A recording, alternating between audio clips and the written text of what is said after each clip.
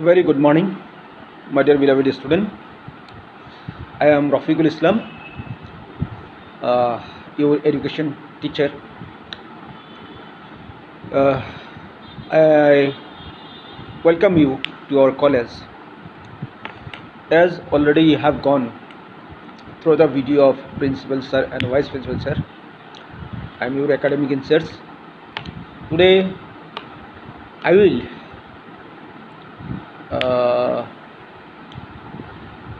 give you some concept about my subject education. You know, this subject education is related with our life, as it knows that education is the mother subject of all subject. Education is the mother subject. শিক্ষা বিষয়টো হৈছে মাতৃ বিষয় বুলি কোৱা হয়। সকলো বিষয় লগত সম্পৰ্ক আছে এই এডুকেশ্যন সাবজেক্টৰ লগত। All subjects are related with education. In HS first year, we have 7 chapter. আমাৰ HS first year ত 7টা চেপ্টাৰ আছে। এই 7টা চেপ্টাৰৰ ভিতৰত প্ৰথমতে আহিছে what is education, শিক্ষা কি। দেন পিছত next stages of human development, মানুহৰ বিকাশৰ স্তৰ আমি কোনটো ষ্টেজৰ পৰা কেনেকৈ ডাঙৰ দীঘল হৈছোঁ। Then school and its organisation, বিদ্যালয় আৰু ইয়াৰ সংগঠন। Then psychology and education, psychology মনোবিজ্ঞান আৰু শিক্ষা মনোবিজ্ঞান। Then physical basis of mental life, শাৰীৰিক মানসিক ভিত্তি, শিক্ষাৰ মানসিক ভিত্তি। এনেকৈ 7টা চেপ্টাৰ আছে।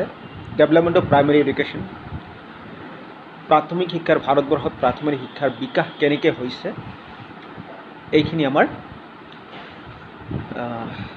চেপ্টাৰসমূহ আছে। These are the all chapters we have. Now question is that what is the scope of this subject. এই এডুকেশ্যন ছাবজেক্টটোৰ স্কোপ কি? এই এডুকেশ্যন ছাবজেক্টটো পঢ়িলে আমি কি হ'ব পাৰিম বা আমাৰ কি ধৰণে লাভ হ'ব। At very beginning I said that education is the mother subject of all subject. মই প্ৰথমতে কৈছোঁ যে শিক্ষা বিষয়টো সকলো বিষয়ৰ মাতৃ বুলি জনা যায়।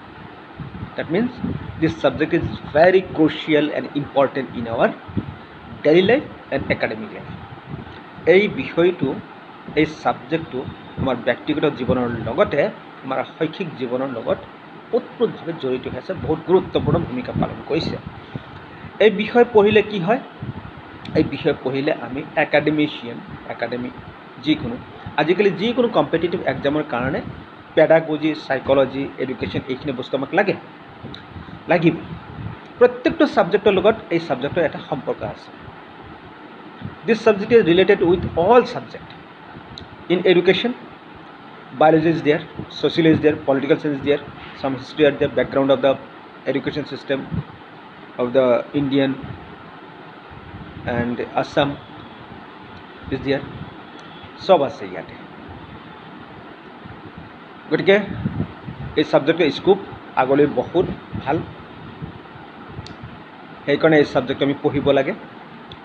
এই ছাবজেক্টৰ মাৰ্কিং চিষ্টেমটো হৈছে আমাৰ ব্লু প্ৰিণ্ট বুলি কওঁ আমি ইয়াক, যে আমাৰ পৰীক্ষাত কি ধৰণৰ নম্বৰ আহে। 1 নম্বৰী প্ৰশ্ন আহিব আমাৰ 12টা।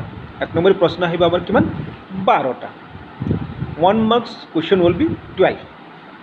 2 marks question will be 12. 2 marks 2 number question কেইটা আহিব? 12টা।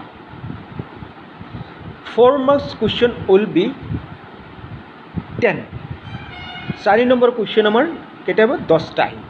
That means we don't have 3 marks question, 3 নম্বৰীয় প্ৰশ্ন আমাৰ নাই, according to council মতে।